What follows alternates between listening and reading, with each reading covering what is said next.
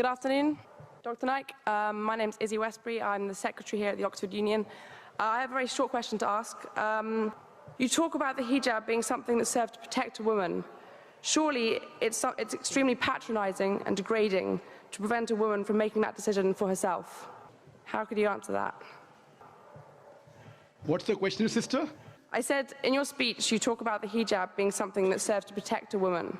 But how is it not extremely patronising and degrading in not allowing the woman to make that decision herself?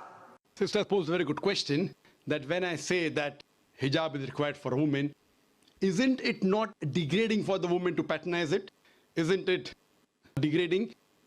If you read the Quran and Islam has prescribed hijab.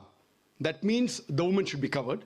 The only part that can be seen are the face and the hands up to the wrist. This is for the modesty.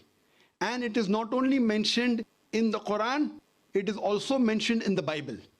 If you read the Bible in the 1 Timothy, chapter number 2, verse number 9, it says that women should be dressed up with shamefacedness.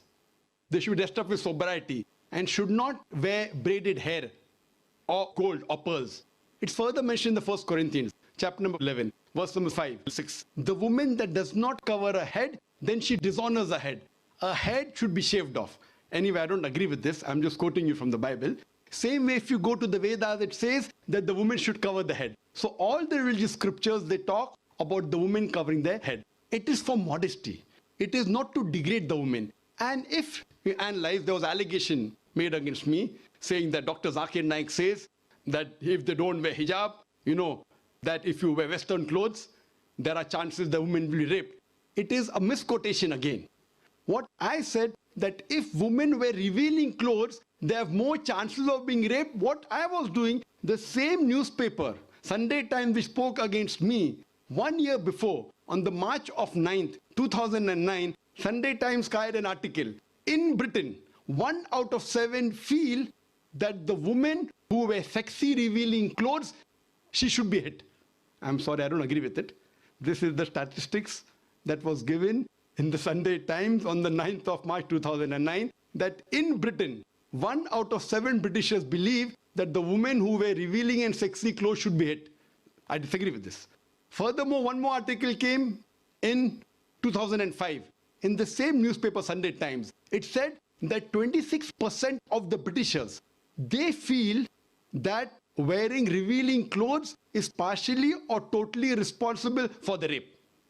So what I say, that the more modestly you are dressed up, you are respected more. So Islam has prescribed the modest hijab for the woman, not to degrade her but to uplift her. I do agree there may be cultural differences. Islam cannot force anyone to adopt it. There are cultural differences. For example, I'll give you an example. That some societies, what they feel, that even looking at a woman is immodest. Some societies feel looking is no problem, but touching a woman is immodest. Some of the societies feel shaking hand is no problem. Some societies feel kissing no problem. Some societies feel doing anything as long as both agree is no problem. Different societies and different cultures have got different rules and regulations. When I went to America, while I was giving a talk, one of the Americans told me, "You Eastern women, you're immodest." I was shocked. So I said, "Why do you call the Eastern women immodest?" He told me, "You Eastern women, you expose your belly."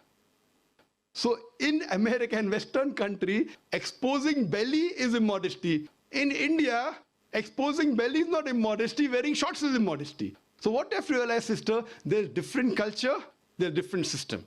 Islam cannot force anyone to adopt. It's clearly mentioned in the Quran in Surah Baqarah, chapter number 2, verse number 256, La ikrah fid din, there is no compulsion in religion. But if some women want to adopt the hijab because they feel modest and they feel respected, I feel no other woman should disagree. And when I've been to UK, I've seen hundreds and thousands of women who do cover their hair and who feel that they are uplifted because of this modesty. Hope that answers the question.